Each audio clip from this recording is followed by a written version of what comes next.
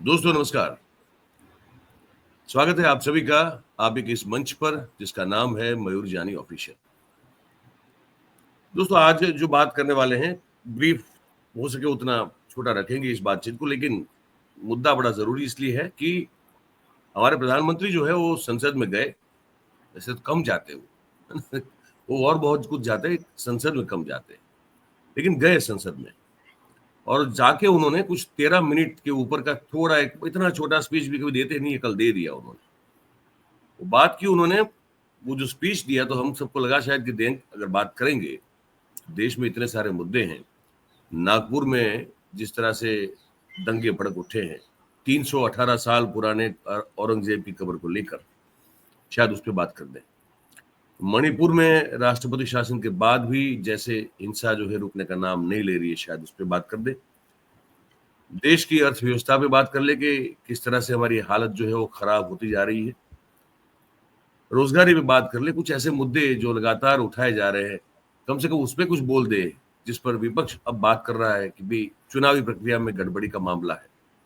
लेकिन उन्होंने बात की महाकुंभ पर, और महाकुंभ से कौन कौन से अमृत निकले हैं उस पर बात की। उससे आगे बात ये कर दी कि अब नदियों का उत्सव भी शुरू कर देना चाहिए। मतलब उत्सव के बाद उत्सव, लगातार उत्सव और त्योहार जो है उसी में व्यस्त और मस्त रहना चाहते प्रधानमंत्री।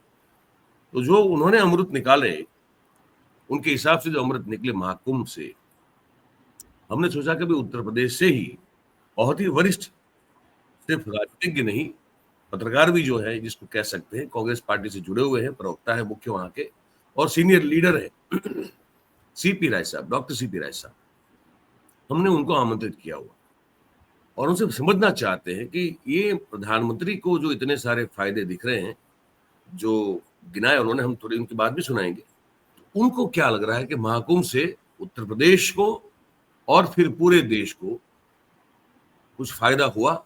ये जो गिना रहे हैं ये सब हमको मिला नहीं मिला, और भगदड़ की जो बात है उस पर भी प्रधानमंत्री क्यों नहीं बोले, ये हमको समझ में नहीं आया। तो उन्हीं से जानेंगे। स्वागत करते हैं राय साहब, आपका बहुत बहुत स्वागत है। तुम वो सुना दे अगर आप कहीं इजाजत दे तो। मैं पहले है ना प्रधानमंत्री तो बोले तो सुना तो पड़ेगा ठीक है, ये सुना दे तो। उपस्थित हुआ माननीय अध्यक्ष जी, मैं प्रयागराज में हुए महाकुंभ पर वक्तव्य देने के लिए उपस्थित हुआ हूं।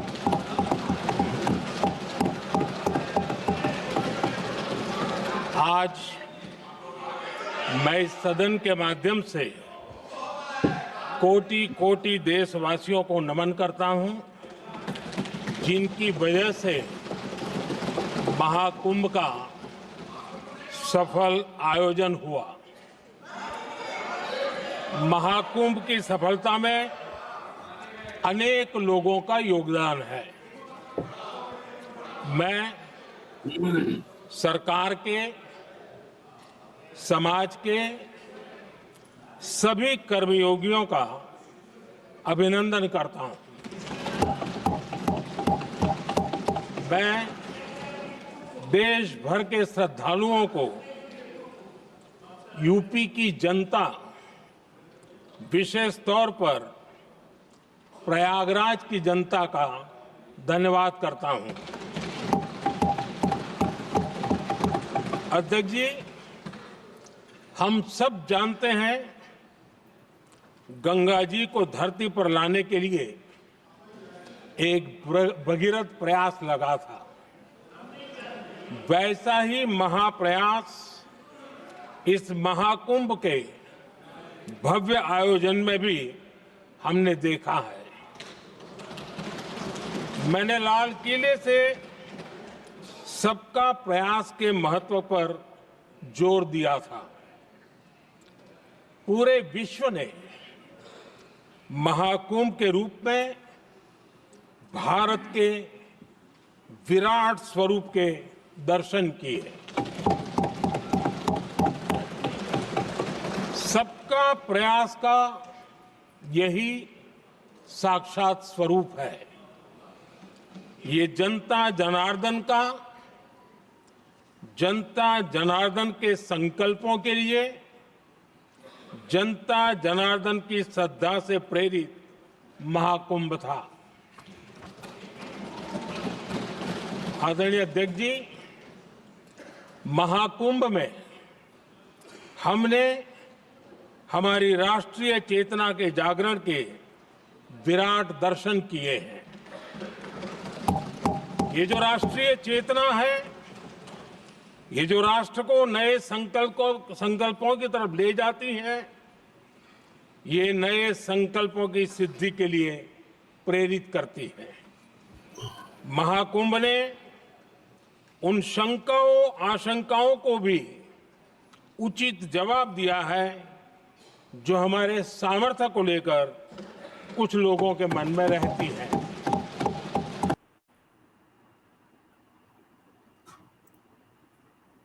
सर, मैं इस पूरे वक्तव्य में, अभी है और आगे बहुत कुछ, टोटल तो 13 मिनट का है, लेकिन मैं इसमें कुछ समझ नहीं पाया।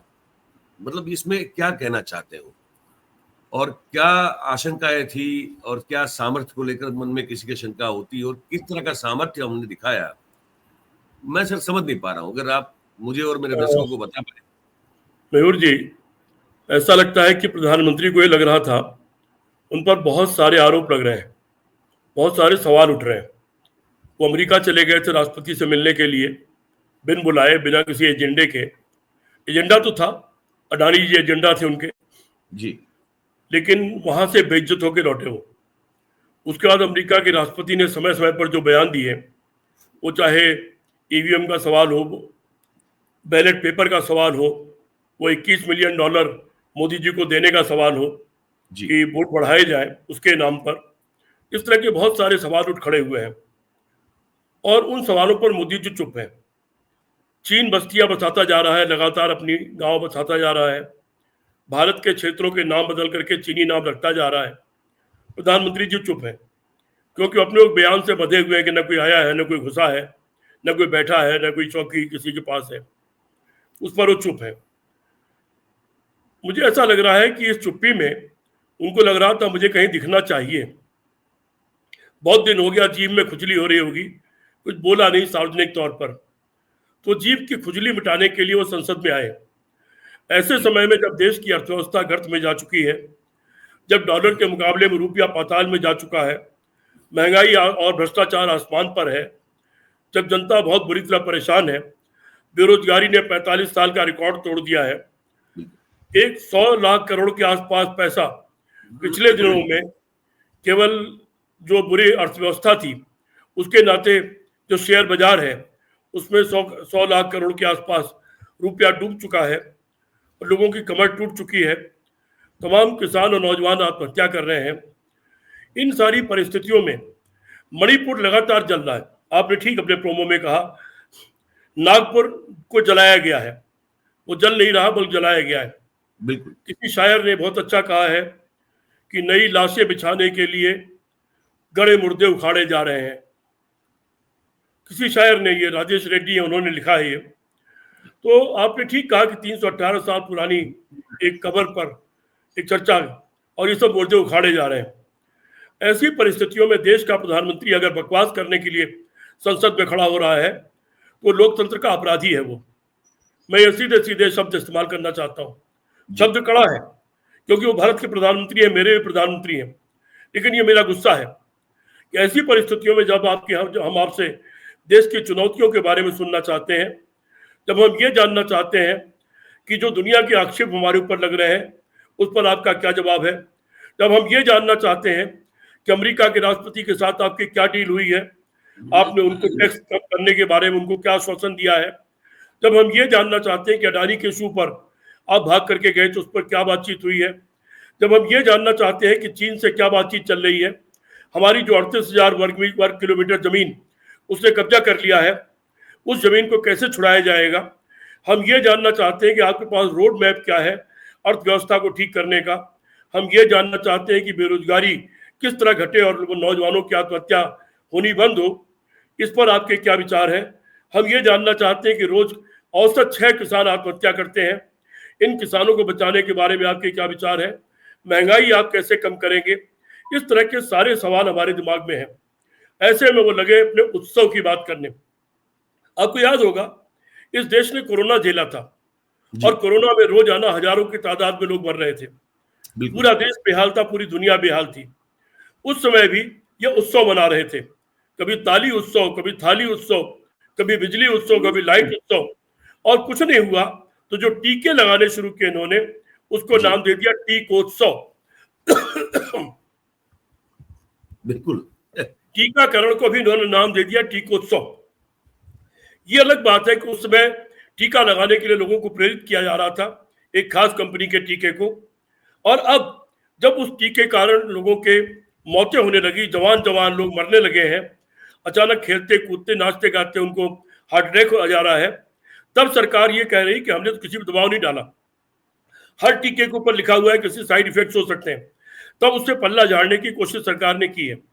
ऐसी परिस्थिति में प्रधानमंत्री के पद पर बैठा हुआ एक आदमी संसद में, जिसमें हर मिनट की कीमत सैकड़ों करोड़ रुपए होती है, उसका समय फालतू बकवास करने में बर्बाद करे तो देश का गुस्सा होना स्वाभाविक है, और देश का नागरिक होने के नाते मेरा गुस्सा होना भी स्वाभाविक है। जहां तक कुंभ की बात है, जी सर, जिसको ये महाकुंभ कहते हैं, अर्ध कुंभ और कुंभ 2 होता है, महाकुंभ नाम की कोई चीज नहीं होती है।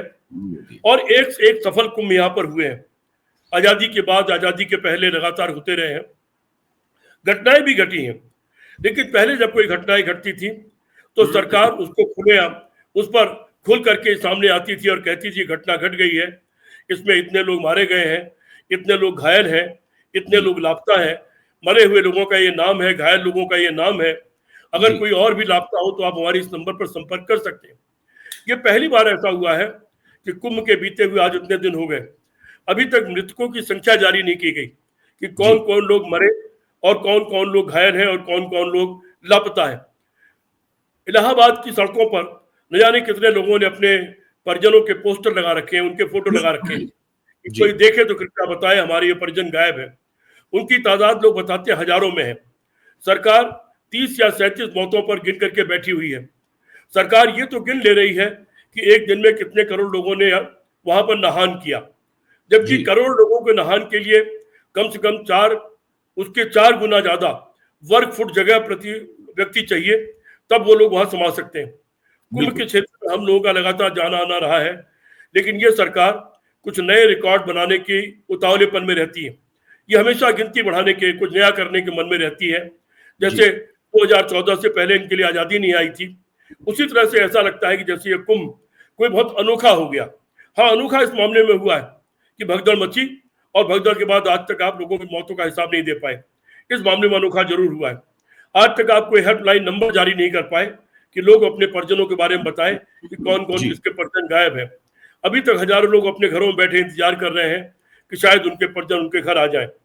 कोई न कोई संस्था ऐसी जरूर होगी जो उन लोगों से संपर्क कर रही होगी जिनके परिजन गायब है, और आज नहीं तो कल ये संख्या निश्चित तौर पर पब्लिक डोमेन में आ जाएगी। इतने लोग आज भी अपने परिजन का इंतजार कर रहे हैं। ऐसी परिस्थितियों में प्रधानमंत्री का यह फालतू भाषण देना, उसमें उन मरे हुए लोगों पर के बारे में 2 शब्द श्रद्धांजलि के नहीं बोलना, उन गायब हुए लोगों के बारे में 2 शब्द नहीं बोलना, दिल्ली के रेलवे स्टेशन पर जो लोग मरे उनके बारे में 2 शब्द नहीं बोलना, नागपुर में जो घटना घटी उसके बारे में 2 शब्द नहीं बोलना जो तात्कालिक घटना थी, ये अपराध की श्रेणी में आता है। प्रधानमंत्री को नहीं किया जा सकता। प्रधानमंत्री इससे अपने को बरी नहीं कर सकते कि उन्होंने ऐसी परिस्थितियों में उस दिन की जो घटना है जिस पर देश के सामने सफाई पेश करनी चाहिए, देश के सामने रिपोर्ट देनी चाहिए, वो करने के बजाय आप अपनी पीठ ठोकने में लगे हुए हैं। ठीक है, कुंभ का आयोजन का यहाँ मेले ठेले का ही देश है, हम गांव के रहने वाले लोग हैं। गांव के इलाकों में आए दिन कोई न कोई मेले लगते हैं, साप्ताहिक हाट लगती है और मेले और बाजार भी लगते हैं। साल में कई सारे मेले लगते हैं गाँव के इलाकों में, और 10-10, 15-15 किलोमीटर दूर जाके हम लोग मेले अटेंड करते रहे। उसी तरह के एक बड़े मेले का नाम कुंभ है, और इस तरह का ये अकेला नहीं है, बल्कि ऐसे मेले देश भर में बहुत सारी जगह लगते हैं। कुंभ के नाम पर भी नासिक में, हरिद्वार में और जगह जगह मेले लगते हैं। लोग जाते हैं। ये आस्था का देश है, भारत आस्था का देश है। जिस धर्म के भी लोग हों, सबकी अपनी अपनी आस्थाएं हैं। उस आस्था के हिसाब से लोग इन मेलों में, इन अवसरों पर भाग लेते हैं और ये मान के चलते हैं कि उनकी आस्था सच्ची है और वो अगर गंगा में नहा लेंगे तो उनके पाप धुल जाएंगे, या जो भी उनके मन में उनकी आस्था है, तो लोग उसके मारे तकलीफ सहसा करके जाते हैं। 30-30 किलोमीटर पैदल चल चल करके लोग गए, सैकड़ों की तादाद में गाड़ियां लवारिश खड़ी रह गई जिनको लेने के लिए कोई नहीं आया। फिर भी अपनी पीठ ठोकना कि हमने बहुत महान आयोजन कर दिया, इससे ज्यादा शर्मनाक कोई चीज नहीं हो सकती है। ठीक है, आयोजन हुआ, हो गया, लोग आए, नहाए, चले गए। पानी पर भी विवाद छिड़ा। पहले केंद्र के पॉल्यूशन बोर्ड ने कहा कि वहां का पानी नहाने और आचमन करने लायक नहीं है, प्रदेश के पॉल्यूशन बोर्ड ने अलग बात कही, और बाद में फिर सेकंड थॉट आया, दिल्ली सरकार का दबाव पड़ा तो केंद्रीय प्रदूषण जो बोर्ड है उसने कह दिया कि नहीं नहीं, वो हम जगह जगह से पानी नहीं ले पाए, ठीक से पानी पीने लायक था वो। तो इस तरह की चीजें हो रही हैं। बीत गया तो बीत गया, उसकी गणना करने की जरूरत नहीं है। प्रधानमंत्री ये भाषण देकर के उन्होंने मुर्दे उखाड़ने की कोशिश की है। उन हजारों लोगों के जख्मों पर इन्होंने नमक छिड़का है जिनके परिवारीजन आज तक नहीं मिले। उनके जख्मों पर नमक छिड़का है जिनके लोग मर गए, जिनके लोग खो गए, जिनके लोग दुनिया में वापस नहीं आएंगे।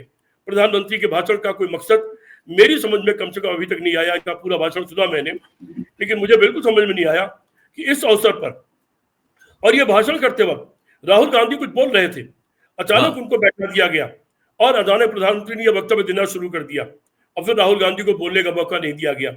ऐसा क्यों किया गया, इसका जवाब तो ओम बिरला को देना ही चाहिए। अगर वो ये मान के चल रहे हैं कि 40-50 सांसदों वाली पार्टी अब है, अब उनके पास वो ताकत नहीं है कि संसद को प्रभावित कर सके, तो गलतफहमी में है।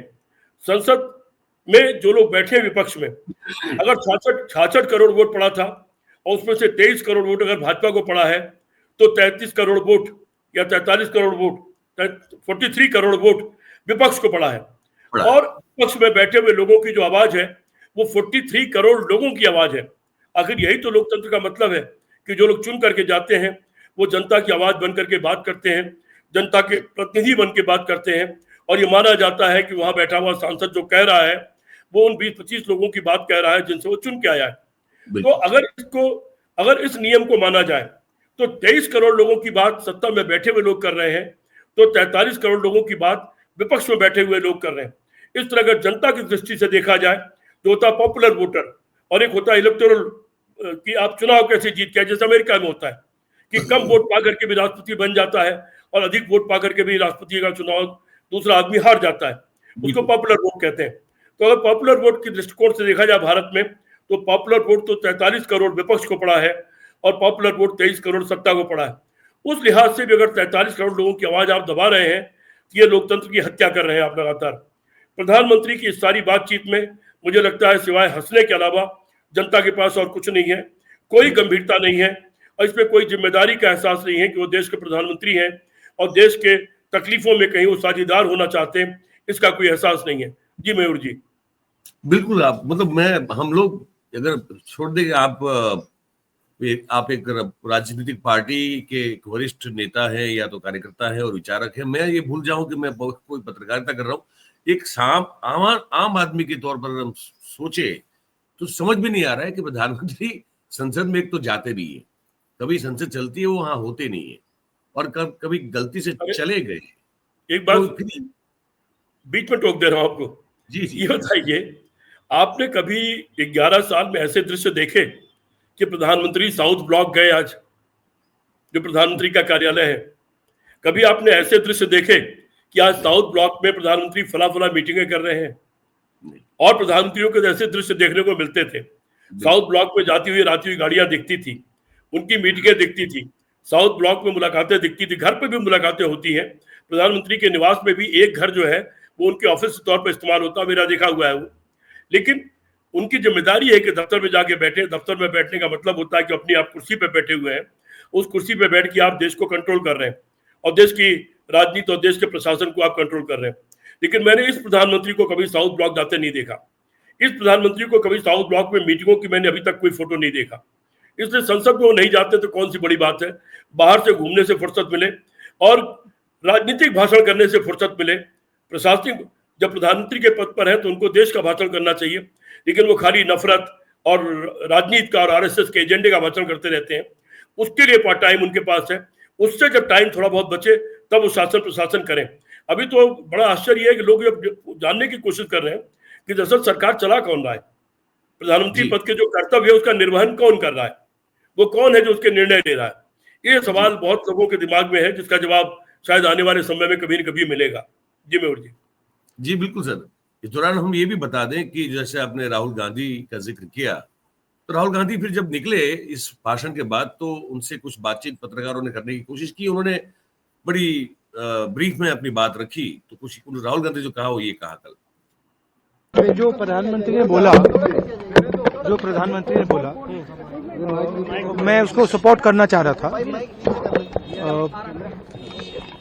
कुंभ हमारी दो तीन चीजें थी। जो प्रधानमंत्री ने बोला, मैं उसको सपोर्ट करना चाह रहा था। कुंभ हमारी एक प्रकार से हमारा ट्रेडिशन है, हिस्ट्री है, कल्चर है।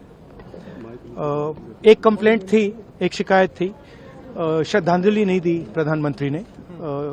जो लोग जिनकी मृत्यु हुई थी उनको श्रद्धांजलि नहीं दी। और दूसरी बात मैं ये कहना चाहता था कि देखिए, कुंभ की जगह है, मगर जो युवा कुंभ में गए उनको प्रधानमंत्री से एक और चीज चाहिए, उनको रोजगार चाहिए, और प्रधानमंत्री को रोजगार के बारे में भी बोलना चाहिए। Thank you. आपको बोलने नहीं दिया गया सर? आपको बोलने नहीं दिया गया? नहीं, देखिए, बोलने तो नहीं देते हैं। डेमोक्रेटिक जो स्ट्रक्चर है, जो एलओपी को तो मतलब परमिशन देनी चाहिए, मगर नहीं देते हैं। बट ये न्यू इंडिया है।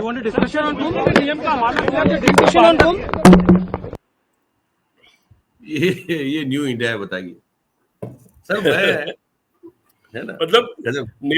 नेता विरोधी दल का उतना ही अधिकार होता है जितना प्राइम मिनिस्टर का अधिकार होता है। ये परंपरा चली आ रही पुरानी।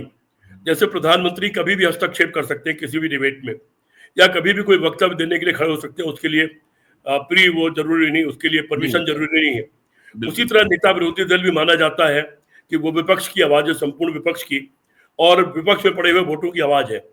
उसके बारे में भी यह है कि उसके लिए टाइम का पाबंदी नहीं होती है, और उसको भी कभी भी, आपने पुरानी परंपराएं देखी होंगी पुरानी सरकारों में, यहाँ तक अटल बिहारी वाजपेयी वगैरह की भी, कि नेता विरोधी दल खड़ा होता था, प्राइम मिनिस्टर बैठ जाता था, उसको सुनने लगता था। तमाम प्रधानमंत्रियों के आप ऐसा देखेंगे कि नेता विरोधी दल का एक विशेष ओहदा रहा है। लेकिन लोकतंत्र में यकीन करने नहीं करने वाले लोग, संविधान में यकीन नहीं करने वाले लोग जो कर रहे हैं, वो ठीक कहा राहुल गांधी ने कि ये न्यू इंडिया है। ये न्यू इंडिया है। तो सर, मुझे अंतिम सवाल मेरा जो है वो ये है कि भाई, आप तो उत्तर प्रदेश से ही हैं। आपने कहा कि बहुत सारे जो वहां होते हैं, अर्ध कुंभ वगैरह होते रहते हैं। ये इस कुंभ से उत्तर प्रदेश ने क्या प्राप्ति की और देश को क्या मिला? प्रधानमंत्री तो वही सब करते रहते हैं, ऐसी बातें जो दिमाग में जाती नहीं है।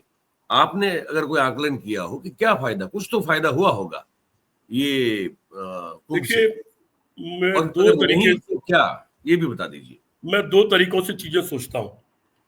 अगर कुंभ को आस्था की दृष्टि से देखा जाए तो तमाम भगदड़, परेशानियां, मुसीबतें लोगों ने झेली, गंदे पानी में नहाए, बहुत सारी जगह से खबर मिल रही है कि लोगों को चर्म रोग हो गया, लोग बीमार पड़े हैं यहाँ से जाने के बाद। ऐसी कई खबरें कई जगह से सुनने को मिली हैं। जी जी। ये सच है कि जब किसी प्रदेश में लाखों या 2-4 करोड़, 5 करोड़, 10 करोड़ लोग जो नहीं आते हैं वो आए हैं, तो वहां पर खाना खाएंगे, वहां रिक्शे पर चलेंगे, उस इलाके में पेट्रोल खरीदेंगे, उस इलाके में शराब भी खरीदी लोगों ने, शराब की बिक्री भी बढ़ी। और इलाहाबाद में तो ये हुआ कि वहां पर आटा इत्यादि कम पड़ गया, लोगों ने अपनी शादियां टाल दी जिनकी शादियां पहले से निर्धारित थी। फिर जो बाहरी प्रदेशों से लोग आए, उन्होंने सोचा इलाहाबाद जा ही रहे हैं तो बनारस भी होने और अयोध्या भी होने। तो निश्चित तौर पर जब इन प्रदेशों में गए, इन जगहों पर, इन जिलों में गए, तो वहां पर होटल भी बुक हुए और टैक्सियां भी बुक हुई, ट्रेनें चली, ट्रेनों में लोग आए, उसका इनकम हुई। तो अगर इसको आर्थिक दृष्टि से देखा जाए तो निश्चित तौर पर रेलवे विभाग को भी फायदा हुआ, टोल वालों को फायदा हुआ। एक टोल के एक रोड पर मैं जा रहा था, यूं ही अपनी उत्सुकता में मैंने उस टोल वालों से पूछा कि कुंभ में तुम लोगों को क्या फर्क पड़ा? बोले साहब, पहले 3 करोड़ रुपए का रोज कलेक्शन होता था और कुंभ में हमारा कलेक्शन करीब 5 करोड़ रुपए रोज का हो गया। तो टोल वालों को फायदा हुआ। आर्थिक दृष्टि से देखा जाए तो निश्चित तौर पर इस तरह के फायदे लोगों को हुए होंगे। और उस फायदे में अगर टैक्सेशन वगैरह को देख के लिया जाए तो वो प्रदेश का टैक्स प्रदेश को मिला होगा, देश का टैक्स देश के लोगों को मिला होगा। जी लेकिन इससे ये भी मैं दूसरी दृष्टि से भी सोचता हूं जी। कि उतने दिनों तक इलाहाबाद में बहुत सारे लोग घरों से नहीं निकल पाए, बच्चे अपने इम्तिहान देने नहीं जा पाए, लोगों की शादी ब्याह रुक गए, बहुत से लोग अपनी दुकान नहीं खोल पाए, इतनी चारों तरफ भीड़ थी और इतनी स्थिति खराब थी कि निकलना मुश्किल था। मेरा बेटा गया था इलाहाबाद किसी काम से, जी उसको रात भर चल के जाना पड़ा, उसके बाद वो 10 घंटे में इलाहाबाद से बनारस पहुंचा, जबकि बनारस और इलाहाबाद के बीच की दूरी केवल 2 घंटे है। वो 8 घंटे बर्बाद हुए। मैं दूसरी दृष्टि से सोचता हूँ, और किसी प्रगति जो प्रगति किए हुए देश हैं अगर उनकी दृष्टि से सोचें तो वो लोग ये देखते हैं कि एक आदमी के समय की कीमत क्या है। अगर एक आदमी ने अपना 40 घंटा 50 घंटा या 4 दिन 5 दिन बर्बाद कर दिया बिना किसी काम के, बिना किसी उत्पादकता के, उससे कोई देश के उत्पादन नहीं हुआ, तो वो देश का उतना घंटा बर्बाद हुआ। और जहां आप गए वहां की जनता जो कैद खाने में कैद हो गई, वो निकल नहीं पा रही थी अपने घरों से, अपने अपने काम नहीं कर पा रही थी, उनका भी उतना घंटा बर्बाद हुआ। उस दृष्टि से अगर देखा जाए और 20 करोड़ या 15 करोड़ लोग भी आए थे, तो 15 करोड़ लोगों के अगर 4-4 5-5 दिन भी इस काम में बर्बाद हुए, तो वो समय जो उत्पादकता में खर्च होना चाहिए था, जो देश के उत्पादन में खर्च होना चाहिए था, वो आस्था में खर्च हो गया। ये मैं किसी की आस्था पर चोट नहीं पहुंचा रहा हूं, मैं दोनों पक्ष सामने रख दे रहा हूं कि इससे आर्थिक लाभ तो निश्चित तौर पर प्रदेश को भी हुआ होगा, देश के रेलवे विभाग को भी हुआ होगा, और टैक्स के फॉर्म में प्रदेश और देश दोनों को हुआ होगा। लेकिन व्यवहारिक रूप में, जैसे मैं आज एक कार्टून देख रहा था, उस कार्टून में दिखाया गया है कि एक रेस हो रही है, उसमें अमेरिका, इंग्लैंड, चीन इत्यादि के खिलाड़ी सामने जिस तरफ दौड़ना है उधर मुंह करके खड़े हुए हैं, और वो विसिल का इंतजार कर रहे हैं कि विसिल बजेगी और वो आगे दौड़ पड़ेंगे। लेकिन जो भारत का खिलाड़ी है वो पीछे उल्टी तरफ मुंह करके खड़ा हुआ है और वो उल्टी तरफ दौड़ने का इंतजार कर रहा है। तो हमें जरा पढ़े लिखे इंसानों के रूप में हमें सोचना चाहिए, जागरूक नागरिक के रूप में सोचना चाहिए कि क्या हम उल्टी दिशा में तो नहीं घूम रहे हैं, हम उल्टी दिशा में अपनी देश की सुइयां तो नहीं चला रहे हैं। देश की सुइयां आगे की दिशा में चलनी चाहिए। देश के सामने बहुत सारी चुनौतियां आज की तारीख में है और बहुत सी चुनौतियां भविष्य में आ सकती हैं, उनके बारे में विचार करना चाहिए और उनके बारे में रणनीति बनानी चाहिए, उनके बारे में हमें काम करना चाहिए। बहुत सारे लोग तमाम बीमारियों की दवाइयां ढूंढ रहे हैं, भविष्य में कौन सी बीमारी आ सकती है उनके बारे में रिसर्च करने में लगे हैं, और हम कब्र खोदने में लगे हुए हैं। हम मस्जिद के नीचे मंदिर और मंदिर के नीचे बौद्ध स्थल ढूंढने में लगे हुए हैं, हम कहीं पीछे की तरफ तो नहीं जा रहे हैं। तो उस दृष्टि से अगर देखें तो मैं तो इसको मान के चलता हूं कि हम काफी पीछे चले गए हैं, और उतने करोड़ लोगों के उतने घंटे जो देश के लिए पर काम में आने चाहिए थे वो बर्बाद चले गए हैं। इन दोनों दृष्टियों से मेरी बात को लोग जो अर्थ लगाना चाहे लगाए, मुझे गाली देना चाहे गाली दे, आस्था अपनी जगह है।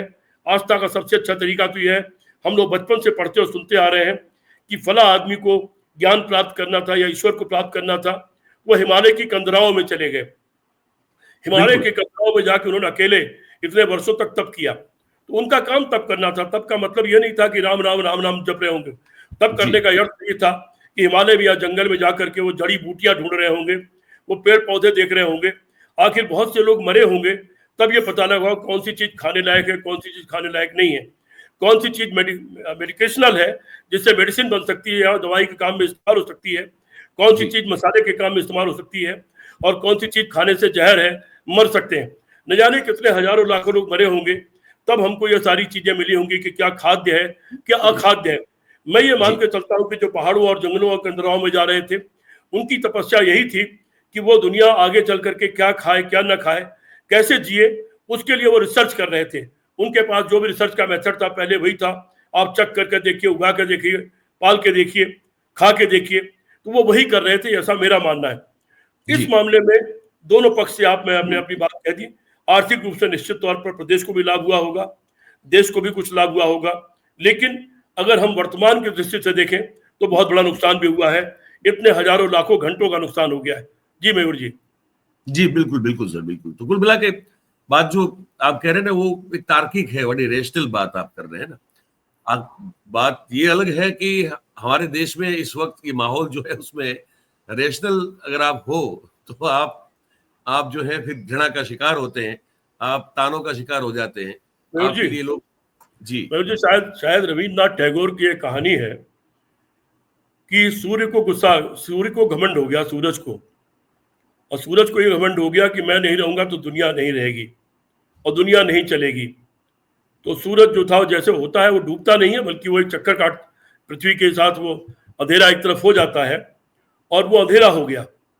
तो एक झोपड़ी में एक दिया जल रहा था, और उस दिए ने कहा कि गुरुदेव तुम जाओ, तुम जब तक लौट करके आओगे तब तक तुम्हारा काम मैं संभाले रखूंगा। तो ठीक है, रेशनल है, सब चीजें हैं, अलग तरीके से देश चलाने की कोशिश हो रही है, लेकिन हमारा नहीं, आपका कर्तव्य। मैं ये कह रहा हूं कि आप और हम जो बात कर रहे हैं वो रैशनल है, जी, वहां यहाँ तर्क है, कुछ हम लोग जो है समझ की बात कर रहे हैं।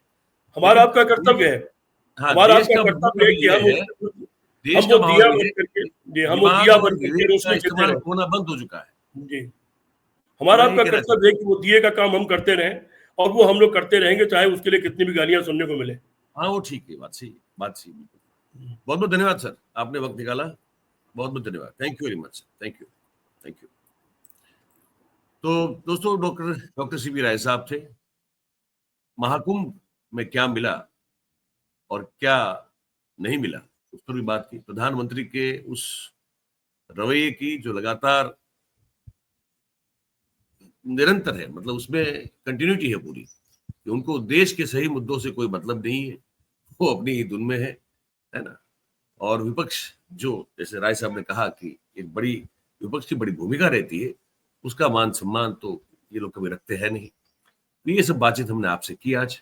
अब आपकी बारी है, आप हमको कमेंट करके लिख के बताइएगा ये बात कैसी लगी, और अगर अच्छी लगी है तो इस वीडियो को लाइक कर सकते हैं आप, इसकी लिंक है, इसको आप शेयर कर दीजिए, हो सके इतना आप। और भाई, ये चैनल जो है वो आप ही का है, अगर अब तक सब्सक्राइब नहीं किया है तो इसको कर लीजिए, है ना, और अपने आसपास के लोगों से करवा दीजिए। बहुत बहुत धन्यवाद करेंगे आप सभी का हमारे साथ इस कार्यक्रम में जुड़ने के लिए। और कार्यक्रम समाप्त करें उससे पहले आप सबके लिए आपके तन और मन के स्वास्थ्य की बहुत बहुत शुभकामनाओं के साथ थैंक यू वेरी मच। नमस्कार।